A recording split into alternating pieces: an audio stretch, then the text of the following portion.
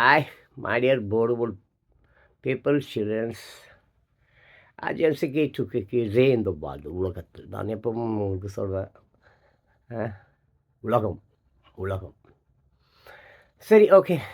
எதுக்கு இந்த தாத்தா எப்போ பார்த்தாலும் எதையாவது பேசிட்டு கிடக்காரு, வேறு வேலை வெட்டி இல்லை அப்படி சின்ன பிள்ளைங்க நினைக்கலாம். அஜென்சிக்கு டுக்கே கிட்ஸுங்களாம் நினைக்கலாம். தாத்தாவுக்கு 64 வயது ஆகிறது. அனுபவம், நான் பார்த்த, நான் சந்தித்த, நான் அனுபவித்த அசிங்கங்கள், கேவலங்கள், அவமானங்கள், துரோகங்கள், எச்சல் வாழ்க்கை, அது சின்ன பிள்ளைங்களுக்கு ஏற்பட்டு விடக்கூடாது. அதாவது ஜென்ஸுக்கு டூக்கே கிட்ஸ் இருக்கீங்களா, சரி உங்களை விடுங்க.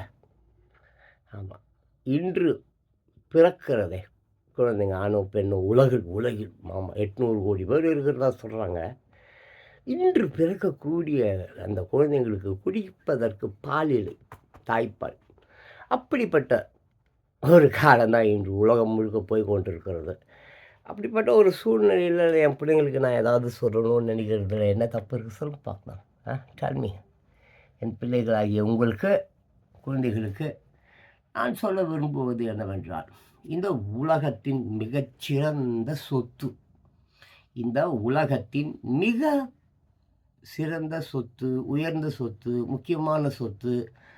ஆமாம், இப்படி நம்ம பல விஷயங்களை பற்றி நம்ம இப்போ பார்க்க போகிறோம். ஆமாம், பல விஷயங்கள்னாக்க ஏகப்பட்ட விஷயங்கள்.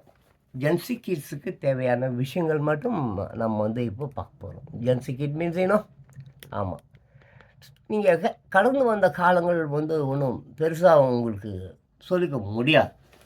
நான் அப்படி ஒன்று நீங்கள் அந்த மிஞ்சி போனால் நான் பேசுவது யாருக்கு புரியும்? ஒரு 8 வயசு, 10 வயசு, 12 வயசு குழந்தைங்களுக்கு ஏதோ கொஞ்சம் புரியும். அதுக்கு மேலே உலகளுக்கு சுத்தமாக புரியாது. ஏன்னா பிகாஸ் ஒரு விஷயம் நான் சொல்கிறேன், இந்த எல் நீனோ லா நீனோ இருக்குல்ல, அது நான் என்ன பண்ணேன், ஒரு 4-5 முன்னால் இந்த எல் நீனோ லா நீனோ என்றால் என்ன அப்படி கொஞ்சம் பேர்கிட்ட விசாரிக்கலாம்னு சொல்லிட்டு சும்மா என்னை சுற்றி உள்ள அப்படியே ஏரியாங்களில் அப்படியே கொஞ்சம் பேர்கிட்ட இப்படி விளையாட்டா தமாஷா அப்படியே போயிட்டு ஒரு குறைஞ்சபட்சம் ஒரு 100 பேர்கிட்டையாவது நான் கேட்டிருப்பேன், எல் நீனோனா என்ன, லா நீனோனா என்ன. ஒருவருக்கும் தெரியவில்லை.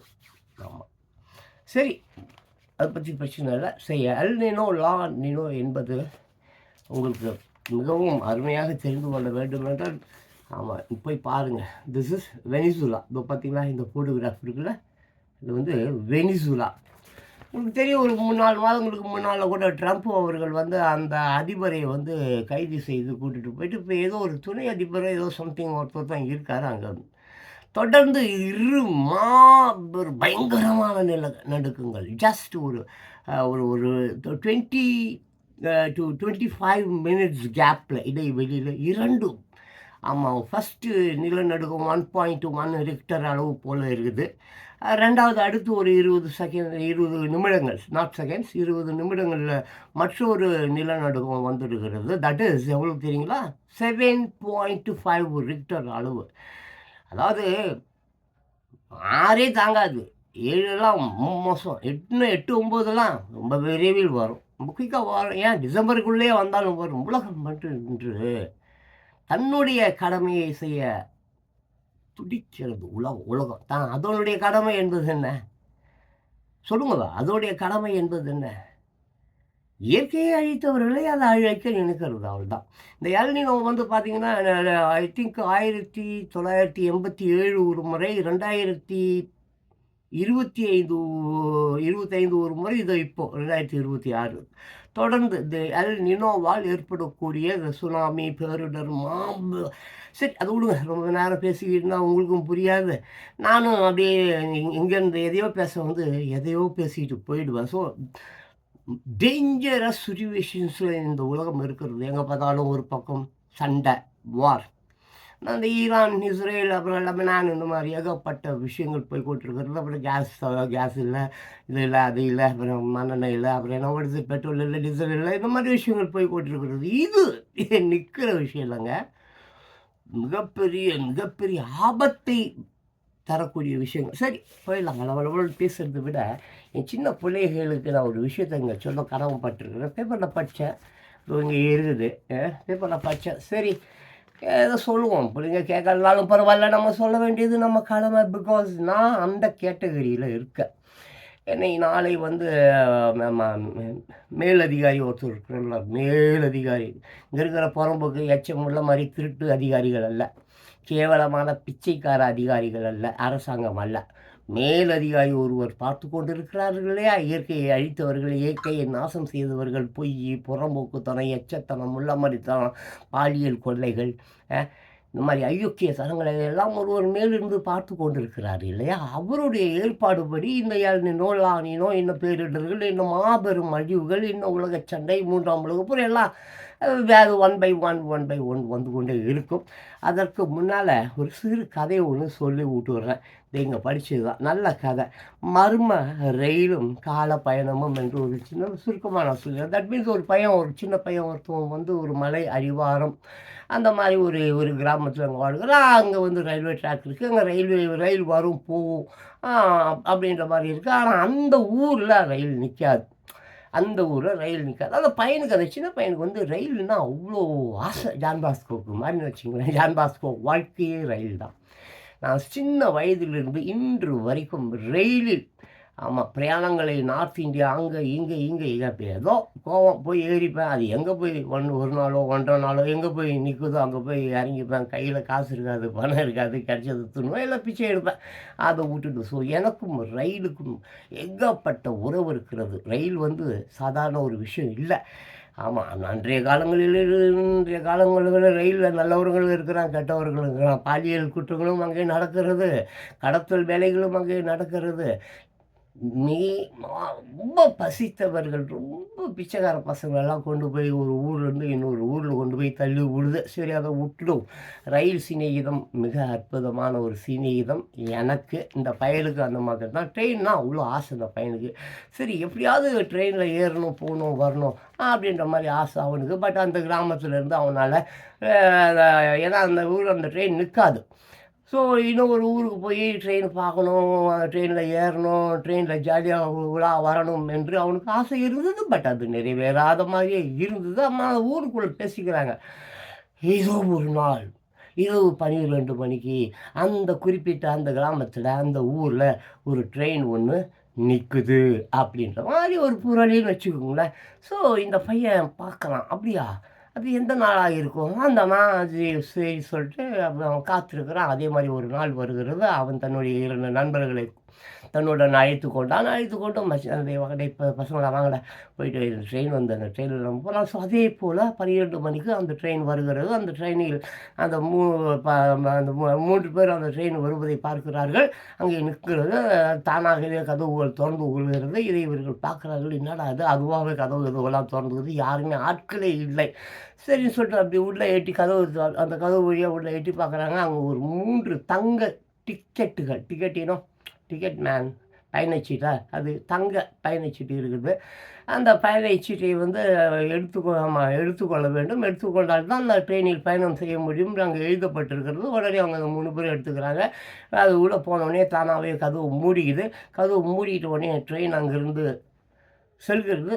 சென்றவுடன் ஒரு செகண்டு கூட இல்லை. அதற்குள்ள பார்த்தா அங்கே அந்த அவங்க ஊர் அந்த ரயில்வே ஸ்டேஷன் அவர்கள் கண்ணில் தெரியவில்லை. மறைந்து விட்டது. ஸோ சற்று தொலைவு போகிறாங்க. கடந்த காலம், அதாவது தோஸ் டேஸ் இந்த டைனோசர்ஸ் எல்லாம் வாழ்ந்தது பாருங்கள். அந்த மாதிரி ஒரு காலகட்டம் அவர்கள் கண் எதிரில் தெரிகிறது. காடு, டைனோசர்ஸ் அந்த மாதிரி தெரிகிறது. தென் கொஞ்ச நேரம் தான், சின்ன சின்ன காட்சிகள் தான். தென் அப்போ உடனே கொஞ்ச நேரத்துக்குள்ளேயே வேறு ஒரு காட்சிகள். அந்த மிடில் லைஃப் வீடுங்க, அந்த மிடில் லைஃப் மீன்ஸ் வாட்? பழங்காலத்து அரண்மனைகள், மன்னர்கள், குதிரைகள், மன்னர்கள் ஆட்சி செய்த அந்த மாதிரி கொஞ்சம் காட்சிகள் தெரிகிறது. நெக்ஸ்ட் கொஞ்சம் நேரத்துக்குள்ளே பார்த்தா இன்றைய நவீன இந்த கட்டிடங்கள், விண்வெளியில் பறக்கக்கூடிய ஏர்பஸ், கார்கள், அது லோட்டோடஸ், இந்த மாதிரி சேட்டிலைட்லாம் நம்ம சொல்கிறோம்ல. ஸோ இந்த மாதிரி காட்சிகள் தெரிகிறது. தென் உடனே அவங்க என்னடா வாட் இஸ் திஸ் அப்படின்ற ஒரு பிரமித்து போகிறார்கள், ஆச்சரியப்படுகிறார்கள். இப்போது பார்த்தீங்கன்னு சொன்னாக்க அங்கே வந்து ஒரு அவங்க குறிப்பிட்ட அந்த அவங்க ஏரியா இருக்கு இல்லையா? தட் மீன்ஸ் வாட் மேன், அந்த கிராமம், அந்த இடம் வந்தாச்சு. வந்த உடனே இப்போ இவர்கள் இறங்க வேண்டும் என்றால் அங்கே வந்து பார்த்தா ஒரு ஒரு பிரமிப்பு, ஒரு ஆச்சரியம் காத்திருக்கிறது. அங்கே ஒரு பெரியவர், என்னை போன்ற ஒரு பெரியவர் இருக்கிறார். நீங்கள் வந்து கீழே இறங்கி நீங்கள் போகணுன்னா, இந்த ட்ரெயினை விட்டுட்டு நீங்கள் வெளியில் போகணுன்னா, ஒரு கேள்வி ஒன்று இருக்கிறது. அந்த கேள்விக்கு நீங்கள் பதில் சொல்ல வேண்டும் என்று அங்கே வந்து சொல்லப்படுகிறது. பெரியவர் சொல்கிறார். உடனே கேள்வியா? என்ன கேள்வி? சரி கேளுங்க. அப்படின்னோடனே பெரியவர் கேள்வி கேட்கிறார். இந்த உலகில் சிறந்தது எது? அப்படின்னோடனே அவன் கூட 2 பசங்க இருக்காங்கல்ல. ஒரு பையன் சொன்னான் தங்கம்னு, இன்னொரு பையன் சொன்னான் வைரம்னு. பட் இந்த சிவா என்கின்ற பையன் இந்த ட்ரெயினுன்னா ரொம்ப ஆசைப்பட்டான் இல்லையா, பிரியப்பட்டான் இல்லையா, ஜான் பாஸ்கோ மாதிரி ரயிலுக்கும் தனக்கும் ஏதோ ஒரு மிகப்பெரிய உறவு இருக்கிறது என்று கருதி கொண்டு வாழ்ந்து வந்தானே அந்த பையன் வந்து உடனே பார்த்துட்டு நேரம் என்கிறான். what is it? நேரம், தட் மீன்ஸ் டைம். ஓகே. ஆமாம், ஃபங்க்ஷுவாலிட்டின்னு தான் நம்ம சொல்லுவோம் இல்லை? ஆமாம் ஆமாம், டைம் இஸ் கோல்டுன்னுலாம் நம்மலாம் சொல்லுவோம்ல. ஸோ அந்த மாதிரி டைம், நேரம் என்கிறார். ஆமாம், கொஞ்ச நேரத்துக்கு முன்னாலாம் பார்த்தீங்கன்னாக்கா அந்த டைனோசர்ஸ் பார்த்தான். அதுக்கப்புறம் இடையில அந்த அரண்மனைகள், மன்னர்கள் அதெல்லாம் பார்த்தான். தென் ஆஃப்டர்வர்ட்ஸ் வந்து இன்றைய நவீன பெரிய பெரிய பெரிய பறக்கும் கார்கள், ஏரோப்ளேன், ரோபோஸ், இந்த மாதிரி ஏகப்பட்ட விஷயங்கள்லாம் பார்த்தாரு. ஸோ டக்குன்னு அவனுக்கு புரிந்தது என்னவென்றால் time. S my dear beautiful அன்பு செல்வங்களே, அற்புதமானவர்களே, டைம் தான் இங்கே எல்லாமே முக்கியம். Time time time time. ஆமாம், டைம் இஸ் கோல்டு. ஒரு செகண்டை கூட வேஸ்ட் பண்ணாதீங்க. பட் எனக்கு தெரியும் நீங்கள் எல்லோரும் காலமாக 200, 300, 400, 500, 1000, 2000, 3000, 10,000, 30,000, 33,000 ஆண்டுகளை நாசம் செய்து விட்டீர்கள், வேஸ்ட் பண்ணிவிட்டீர்கள். எதையும் ப்ராப்பராக பண்ணவே இல்லை. படிக்கலை, கல்வி அறிவு இல்லை, ஒற்றுமை குணம் இல்லை, ஒரு உதவும் குணம் இல்லை. எல்லாம் ஆட்டையை போடணும். பணம் பணம் பணம் பணம் பணம் பணம் பணம் பணம் பணம் இப்படியே வீணாய் போய் பிணமாய் வாழ்கிற இந்த காலகட்டத்தில் அன்பு செல்வங்களே, அற்புதமான பிள்ளைகளே, குழந்தைகளே, நீங்கள் கவனிக்க வேண்டியது டைம். மிஸ் பண்ணாதீங்க. இது ஏஐ ஜெனரேஷன், ஆர்டிஃபிஷியல் இன்டெலிஜென்ஸ். ஆமாம், அப்படி ஒரு காலகட்டத்தில் நீங்கள் வாழ்ந்து கொண்டு இருக்கிறீங்க. 50, 60 வருடங்களாக இந்த கவர்மெண்ட் உங்களை ஏமாற்றிருக்கிறது. இந்த பாருங்க, for example I tell you, ரொம்ப நிறைய விஷயம் இருக்குது பாருங்கள். ஆமாம், 20,400 பேர், எவ்வளோ? 20,400 பேர் வந்து தமிழகத்தில் இந்த ஆண்டு மின் கட்டண நியமனம், புதிதாக நியமனமாங்க. 20,400 பேர் புதிதாக நியமனம் தமிழகத்தில் இந்த ஆண்டு. சரியா? அப்புறம் மின் கட்டண உயர்வு இல்லை, அமைச்சர் நிர்மல்குமார் திட்டவட்டம். அப்புறம் அதுக்கப்புறம் பார்த்திங்கன்னா, இந்த கரூரில் ரோடு போடாமல் ரூபாய் 3.23 கோடி முறைகேடாங்க. ரோடே போடல மீன்ஸ் வாட் யூ நோ? ரோடே போடலைங்க, ஆனால் போட்டு விட்டதாக சொல்லுவது. இப்போ அரசாங்கம் பணம் ஒதுக்குது, மத்திய அரசாங்கம் ரோடு போகிறதுக்கு காசு கொடுக்குது. யார்கிட்ட கொடுக்குது? மந்திரிகிட்ட கொடுக்குது. தட் மீன்ஸ் என்கிட்ட கொடுக்குது. நான் என்ன பண்ணுறேன்? கான்ட்ராக்டர்கிட்ட கொடுக்குறேன். கான்ட்ராக்டர்கிட்ட கொடுத்த உடனே அவன் நாளைக்கு சும்மா பேட்ச் ஒர்க், அப்படி பூசு வேலை மட்டும் பண்ணி விட்டுடுவான். ஒரு மயிரையும் பிடுங்க மாட்டான். பூசு வேலை மட்டும் பண்ணி விட்டுருவான். 2 டேஸில் போயிட்டு திருப்பி பூசு வேலை பண்ணதுக்கு எவ்வளோடா? நான் 500 கோடி ரூபா, சும்மா ஒரு எக்ஸாம்பிளுக்கு சொல்கிறேன், 500 ரூபாய் 10 கோடி ரூபா நான் கொடுத்தேன். ஏன்னா ஒரு 50,000 செலவு பண்ணியிருப்பேன். சரி, மீதி காசை தள்ளி விடு.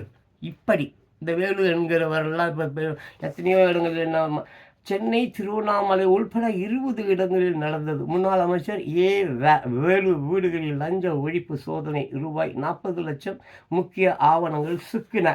சென்னை ஆழ்வார்பேட்டையில் உள்ள முன்னாள் அமைச்சர் வேலூர் வீட்டில் லஞ்ச ஒழிப்பு போலீஸார் சோதனை நடத்திய போது எடுத்த படம்.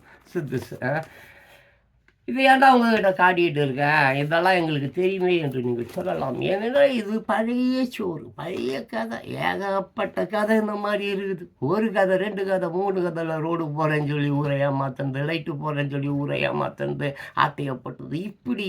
ஆமாம், கடந்த காலங்களில் இருந்த ஆட்சி அமைப்புகள் டோட்டலி 50 வருஷமாப்பா, தாத்தாவுக்கு 64 வயது ஆகிறதுப்பா. ஆமாம், 64. அந்த காலத்துலேயே நம்ம எம்ப்ளாய்மெண்ட் ஆஃபீஸில் பதிவு சொன்ன வேலைக்கோசரம் வேலை கிடைக்கல. இவன் மாமன் மச்சான் வாயில் நல்லா வச்சான். அந்த மாதிரி இந்த கட்சிக்காரன் அவன் பொண்டாட்டி இண்டாட்டி வப்பாட்டி கிப்பாட்டி அம்பிள்ளைங்க இல்லைங்க, அப்படிப்பட்ட உள்ளவர்களை, தகுதியே இல்லாதவர்களை, படிப்பறிவு இல்லாதவர்களை, உயர்ந்த குணம் இல்லாதவர்களை பதவிகளில் அமர வைப்பது. ஏன் அதிகாரம் இருந்தால் தானே ஏமாற்ற முடியும்? நான் கூட இவர் இந்த விஷயம் வந்த உடனே இந்த விஜய் புதுசாக வந்திருக்கிறார்ல முதலமைச்சர், மாற்றம் வேணும்னு இந்த உலகத்தில் அதிகமாக சொன்னது நான் தான். என் வீடியோலாம் போய் பாரு, 26,000 வீடியோ இருக்கும். 26,000 வீடியோ நேற்று முந்தானது இல்லைப்பா. நான் 7 வருஷம் 8 வருஷத்துக்கு முன்னாலேயே இந்த மாற்றத்தை பற்றி பேசியிருப்பேன். மாற்றங்கள் தானாக வராது, நாம் தான் உருவாக்க வேண்டும் என்று. ஆனால் இன்று இளைஞர்களுக்கு நல்ல ஒரு விழிப்புணர்வு வந்திருக்கிறது. இளைஞர்களை நான் பார்க்கிறேன். இளைஞர்கள் போட்ட ஓட்டு தானே இன்றைக்கி அவர் ஜெயிச்சிருக்கிறாரு. திமுக காரன் அதிமுக காரன் நான் போட்டு பால் போட்டு தான் அவங்க ஜெயிச்சிருப்பாங்க. அவன் போட்டிருப்பான். இருந்தாலும் இளைஞர்களின் எழுச்சி, இளைஞர்களின் விழிப்புணர்வு, இளைஞர்களின் பொறுப்புணர்வு என்று அவர்களுக்கு புரிந்திருக்கிறது. ஆஹா, இப்படியே விட்டுட்டா இவனுங்க நாட்டை மட்டும் நாசம் செய்யவில்லை, தமிழ்நாட்டை மட்டும் நாசம் செய்யவில்லை, இந்தியாவை மட்டும் நாசம் செய்யவில்லை, இந்த உலகையே நாசம் செய்து விட்டார்கள். தன் குழந்தைகளை, தன் பெற்றோர்களை, தன் வளர்ப்பு மக்களை, தன் பிரியப்பட்ட உயிரினங்களை சொல்லிட்டு மொத்தத்தையும் நாசம் பண்ணிட்டானுங்கய்யா இந்த 50 ஆண்டுகளில். எனக்கு தெரிந்து 50 ஆண்டுகள் இந்த தமிழ்நாட்டில் எப்பா 13 லட்சம் கோடியாம்ப்பா. வெறும் 5 ஆண்டுகளில் மட்டும் 8 லட்சம் கோடி வாங்கியிருக்கான்ப்பா. ஏப்பா 50 60 வருஷம், 67 வச்சுக்க, எம்ஜிஆர் காலத்துலேருந்து போகிற வரைக்கும் ஒரு 50 ஆண்டு காலமாக ஒரு 50 லட்சம் 5 லட்சம் கோடி தான் வாங்கியிருக்கான். வெறும் இந்த 5 ஆண்டுகளில் மட்டும் 8 லட்சம் கோடி வாங்கியிருக்கான். எங்கேயா போய் வச்சான், எங்கேயா தின்னான்? இதையெல்லாம் பார்த்து கொண்டிருந்த இதற்கு ஆதரவு தந்த பெற்றோர்கள், அந்த தாய்மார்கள், அந்த அல்லக்கைகள், பிரியாணியை வாங்கி தின்னுட்டு கோட்டரை வாங்கி தின்னுட்டு ஓட்டு போட்டவர்கள் எல்லோரும் இந்த நினோவில் பாதிக்கப்படுவர்கள். அதற்காக தான் இந்த ஃபோட்டோவை நான் மறுபடியும் காட்டுகிறேன். வெனிசுலா அற்புதமான ஒரு நகரம். இது வரைக்கும் எனக்கு சரியான தகவல் தெரியல, பட் ஒரு 1000 இருந்து 1,000 லட்சம் உயிர்கள் போயிருக்கலாம் என்று சொல்கிறார்கள். தொடர்ந்து அது இரவில் முந்தானத்து வந்துருக்குது அந்த நிலநடுக்கம். இது போல் 2 எல்னினோ, இது எல்னினோ சம்மந்தப்பட்ட ஒரு விஷயந்தான். எல்னினோவுக்கும் அதுக்கும் தொடர்பு இல்லைன்னு சொல்ல முடியாது. இப்போ கூட தூத்துக்குடியில் ஏதோ ஒரு ஊரில் பார்த்தீங்கன்னா பயங்கரமான ஒரு சூறாவளி, புனல் வடிவில் அப்படியே மேலே எழுந்து அந்த ஒடுசிட்டு அந்த என்னப்பா அந்த டோல்கேட்டா இந்த மாதிரி ஃபுல்லாக வீடு கூறுகிற எல்லாத்தையும் நாசம் மட்டும் போயிட்டு இருக்கிறது. பிகாஸ் ஏன் தெரியுமா? மக்களினுடைய கொள்கைகள் சரியில்லை. திருட்டுத்தனம், அயோக்கியத்தனம், புறம்போக்குத்தனம், முள்ளத்தனம், பெத்த பிள்ளைகளுக்கு சோறு போடாமல் பணம் பின்னால் ஓடுவது, நாதாரிகள் பின்னால் ஓடுவது, சமூக விரோதிகளை காப்பாவது. இந்த வேலு, அப்புறம் அந்த நேரு, அப்புறம் அந்த யார் ஊசி மேன், அந்த அவங்க அசோக்குடைய அண்ணன் பேர் என்ன வந்து செந்தில் பாலாஜி, பத்துவா பாலாஜி. ஸோ இப்படிப்பட்டவர்களை எல்லாம் இந்த இவர் புதுசாக வந்திருக்கிறார் விஜய். அவர் சின்ன பிள்ளையிலேருந்தே எனக்கு தெரியும். நான் சாலிகிராமத்தில் இருந்தவன். நான் ஒரு 18 வருஷம் சினிமாவில் இருந்தவன். சரி, அது விட்டுரு, என்னை பற்றி பேசிங்க, என்ன வரப்போகுது? ஸோ நான் சிறு வயதுலேருந்தே அந்த குடும்பம் எனக்கு கொஞ்சம் பரிச்சயமான குடும்பம் தான். சாலிகிராமத்தில் இருக்கிறோம் எல்லாருக்குமே விஜய் பொறுத்த வரைக்கும் சாதாரணம் தான். சினிமா ஊரில் ஆமாம், குளம்பாக்கம், சாலிகிராமம், அதாவது விருகம்பாக்கம், அந்த ஐயப்பன் தாங்கல், அந்த விழுதிட் மேன், அது மயிலாப்பூர், ஈழப்பூர், வீனஸ் ஸ்டுடியோ, அந்த ஸ்டுடியோ, அந்த மோகன் ஸ்டுடியோ, அந்த கற்பகம் ஸ்டுடியோ, அந்த செந்தில் ஸ்டுடியோ, அந்த மாதிரி உள்ள ஏரியாவில் இருப்பவர்கள், நடிகர்கள், அவர்கள் இவர்கள் எல்லோருமே சும்மா ஆமாம் அங்கே டீ கடையில் கமல்ஹாசன் அவர் இவரெல்லாம் அந்த காலத்துலேயே நாங்கள்லாம் ஏவிஎம் ஸ்டுடியோ எதிர்க்க, கேம்பஸ் ஹோட்டல் எதிர்க்க வந்து சிகரெட் குடிப்பாங்க, போவாங்க. அவர்களுக்கு அது ஆச்சரியம் இல்லை, அவர்களுக்கு அது ஒரு பெரிய விஷயம். அவரும் போவாங்க, நிற்பான், பாட்டு போயிட்டு இருப்பான். இந்த இந்த கிராமத்தான் இருக்கான் பாருங்க, அந்த முட்டாய் கடையை பார்த்த மாதிரி அவனுக்கு பின்னால் ஓடுறது, அவனுக்கு பின்னால் திஸ் இஸ் டூ பேட். நான் எப்போவுமே அதனால் ரொம்ப திட்டுவேன். சினிமாவில் நான் 18 வருடம் இருந்துவேன். சினிமாவை என்னை விட ரொம்ப அதிகமாக தெரிந்தவன் இருக்க முடியாது. அவர் எவ்வளோ பெரிய டைரக்டர்னாலும் செகண்டில் நேர வச்சு விட்டுருவேன். அது விட்டுடு, நமக்கு அது வேலை இல்லை. பட் எனக்கு என் குழந்தைகள் முக்கியம், சில பிள்ளைகள் முக்கியம். என் குழந்தைகள் மிக மிக கொடுமையான சுச்சுவேஷன்ஸில் இருக்கிறார்கள். இப்போ சாப்பாடு இல்லை, துணிமணி இல்லை, நல்ல கல்வியறிவு இல்லை, கஞ்சா, தண்ணி, பொண்ணு, சின்ன வயசுலேயேப்பா இந்த பாலியல் தொல்லை, கொள்ளை இல்லைன்னு சொல்லுவேன். ஒரு 40 நாளுக்கு என்னமோ ஆயிடுச்சு இந்த புது ஆட்சி நான் நினச்சேன் இவர் வந்த உடனே அந்த முதல்வன் படம் மாதிரி ஒரே நாளில் மொத்த பயல்களையும் தூக்கி உள்ளே வச்சிருவார். இல்லை நம்ம குரு ஒருத்தர் எழுதுகிறாரு அங்கே நேரு கவலை. ஆமாம், ஜான் டொனால்ட் ட்ரம்ப். ஆமாம், எனக்கு ரொம்ப பிடித்தவர். என் ஆசான் கூட சொல்லுவேன். டப்பா டப்பா எட்றாங்க நான் சுடுறான்ட்டு போயிட்டே இருந்துடுவார். சும்மா உக்காந்து நீங்கள் இந்த கோலி விளையாண்டுங்கன்னா அவரை ஜோக்கர்னு வாங்கிக்குவேன். யார் இந்த புறம்போக்கு எச்ச பசங்க, இந்த ஊதாரிங்க எல்லாம் இங்கே அவர் புறம்போக்கு யார் மீடியாவான் பேசுகிறான். அவனும் முகர கட்டிங்கிறவன் மீடியாவான், சோஷியல் மீடியாவான் பேசுகிறான். மூஞ்சிங்களை பற்றி எப்படி இருந்தேன் நல்லா செத்து போன எலியை தின்ன மாதிரி ஒரு மூஞ்சி மகர கட்டையை வச்சு நியூஸ் இது கேட்டால் ஜேர்னலிசம்னா தெரியுமாடா உங்களுக்கு? You know the meaning of journalism? Journalistனா எப்படி இருக்கணும் தெரியுமா? அதை விடு, உங்கள்கிட்ட சொல்லி என்ன வரப்போகுது. So what I want to tell you, the childrens, சின்ன பிள்ளைகளே, இது மோசமான காலம். இப்பொழுது நீங்கள் விழித்து கொண்டிருக்கிறீர்கள். உங்களுடைய விழிப்புணர்ச்சி எனக்கு ரொம்ப பிடித்திருக்கிறது. நீங்கள் பார்த்து, இளைஞர்கள் பார்த்து, இது ஒரு மோசமான நாடு, மோசமான அக்கிரமக்காரர்கள், அயோக்கியக்காரர்கள், கொடூரர்கள் வாழக்கூடிய நாடு. இது இப்படியே போனால் நாளைக்கு நம்ம குழந்தைங்க, பேர குழந்தைங்க, நம்ம வீட்டில் இருக்கிற ஆடு மாடு நாசமாக போகும் என்று இப்பொழுதாவது ஒரு விழிப்புணர்வு வந்து நிறைய விஷயங்கள் நீங்கள் செய்கிறீங்க. எனக்கு பிடிச்சிருக்கு. இதுலேருந்து ஊப்பிங்க 200 காசை வாங்கிக்கிட்டு எச்சத்தனமான பேசுகிற பேச்சுகள் அது இருந்து கொண்டே தான் இருக்குது. இது முற்றிலும் அழிக்கப்படும். பட் இந்த விஜய் ஏன் இப்படி இருக்கிறாருன்னு எனக்கு தெரியல. அதிகாரம், போலீஸ் கீலீஸ் எல்லாம் அவர் கையில் தான் இருக்குது. நான் நினச்சேன் வந்த ஒரு நாளில் 2 நாள் திமுககார பசங்க, அந்த அதிமுககார பசங்க, எச்ச பசங்க, திட்டு பசங்க, இந்தியா பட்டிருக்கிற கடனையே அடைக்க முடியுமாப்பா, அவ்வளவு ஆட்டையை போட்டு வைத்திருக்கிறாங்க. அவ்வளோ ஆட்டை, ஒரு கோடி 2 கோடி 3 கோடி அல்ல, ஒரு ஊரையே, தன்னுடைய ஊர், தன்னுடைய சொத்து, தன்னுடைய ஆக்கிரமிப்பு, பஞ்சம் நிலம், அது லொட்டு லொசு.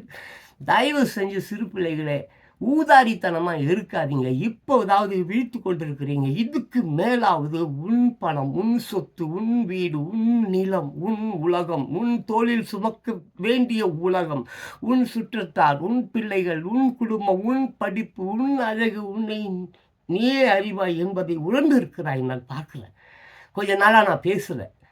ஏன் தெரியுமா? எனக்கு புரிஞ்சிச்சா? என் பிள்ளைங்களுக்கெல்லாம் அறிவு வந்துச்சுப்பா, என் பிள்ளைங்களாம் விழிப்புணர்வு வந்துச்சுப்பா, என் பிள்ளைங்களாம் செமையாக ஒர்க் பண்ணுறாங்க. இப்போயாவது புரிஞ்சுக்கிட்டாங்க. 40-50 வருடங்களாக மடையர்களா, முட்டாள்களா, அந்த பிரியாணிக்கும் குவார்ட்டருக்கு இன்று நடந்து கொண்டு தான் இருக்கிறது. சரி, இவர் வந்தோடனே பாலியல் தொல்லைகள் நின்று விட்டதான் இருக்காள். இல்லை, ஏன் இவர் அமைதியாக இருக்கிறார் என்றும் எனக்கு புரியவில்லை. அதிகாரம் இருக்கிறது, ஆர்டரை போட வேண்டியதானே. மத்திய அரசாங்கம் ஆர்டரை போடுன்னுது, எஃப்ஐஆரை போடுன்றது, நாங்கள் தூக்கி திகாரில் வச்சு கும்முறுன்றது. பட் இவர் அமைதியாகவே இருக்கிறார். அமைதி எப்போவுமே மிகப்பெரிய ஒரு அற்புதமான விஷயம். எப்பவுமே அமைதியாக இருப்பது வந்து ரொம்ப அற்புதமான ஒரு விஷயம். ஏன்னா அப்போதான் ஏகப்பட்ட விஷயங்களை அனலைஸ் பண்ண முடியும், சரியான முடிவுகள் எடுக்க முடியும். சரியாக அவன் சிக்கனா அவனை விடக்கூடாது, வந்து அவன் ஈஸியாக பண்ண முடியும்ப்பா. சின்ன சின்ன குழந்தைங்களுக்கு இந்த திட்டு பசங்களை பற்றி தெரியும்ப்பா. சின்ன குழந்தைங்களுக்கு இந்த திட்டு பசங்களை பற்றி தெரியும். பட்டு சாட்சின்றான், கோர்ட்டுன்றான், வக்கீலுன்றான். அது சரி, இந்தியாவிலே ஹைகோர்ட் ஜட்ஜிங்க 39 பேர் தான் இருக்கிறாங்களா? அதனால் சொல்ல வருகிறேன் என்றால், இப்பொழுது பார்த்தீங்கன்னாக்கா 20,400 பேருக்கு இந்த வேலை கிடைத்திருக்கிறது. எங்கே? தமிழகத்தில். ஆமாம், புதிதாக நியமனமா மின் வாரியத்தில். இது போல் ஏகப்பட்ட போலீஸ், ஒரு கோடி போலீஸ்காரர்களை நியமித்தனால் என்ன? 1.5 லட்சம் போலீஸார் போதுமாப்பா தமிழ்நாட்டுக்கு? எப்படிப்பா பத்தம் சொல்லு பார்க்கலாம். 1.5 கோடி போலீஸ்காரன் எப்போ? போன ஆட்சியில் மாதிரியே தான் இப்போது அதே பாலியல் குற்றம், அதே திருட்டுத்தனம், அதே முள்ளபறித்தனம், அதே முடிச்சு கொடுத்தனம். போன ஆட்சிக்கும் இந்த ஆட்சிக்கும் பெரிய வித்தியாசம் எனக்கு தெரியல, என்னால் கண்டுபிடிக்க முடியல. அதே குற்றங்கள், அதே பாலியல் தொல்லைகள், அதே லஞ்சம் வாங்குதல், அதே அதே அதே அதே அதே இது நீடிக்கக்கூடாது. இந்த முதலமைச்சர் அவர்கள், விஜய் அவர்கள் இதையெல்லாம் கவனிக்கணும். இதுக்கெல்லாம் வந்து முடிவு கட்டணும். இல்லாட்டின்னா கண்டிப்பாக இந்த நாட்டை சரி செய்ய முடியாது. தூக்கி உள்ள வைங்க. மொத்த கடனும் இந்தியாவின் கடனையே அடைக்கலாம். தமிழ்நாடு கடன் 13 லட்சம் கோடி அல்ல, இந்தியா மொத்த இந்தியா எவ்வளோ தெரியுமா? அது அடுக்குது எத்தனையோ 1.5 ஏதோ சம்திங் அன்றைக்கி படித்தேன். ஆமாம், 13 லட்சம் 125 லட்சம் கோடியோ என்னமாமா இந்தியா பட்டிருக்கிற கடன். ஸோ இப்படிலாம் போகுது. இதுக்கெல்லாம் தயவு செஞ்சு சின்ன பிள்ளைங்களே, ஜென்ஸ் கிட்ஸ், 2K கிட்ஸ் கொஞ்சம் முன்னிடுங்க. ரீல்ஸ் பாருங்க, வேணாம் சொல்லல. ஃபேஸ்புக்கில் போடு, ஐயா அது ரீல்ஸ் போடு, அது போடு, இது போடு எல்லாம் பாரு. அதே நேரத்தில் உன் வாழ்க்கையை பாருப்பா, உன் குடும்பத்தை பாருப்பா, உன் குழந்தைங்கள பாருப்பா.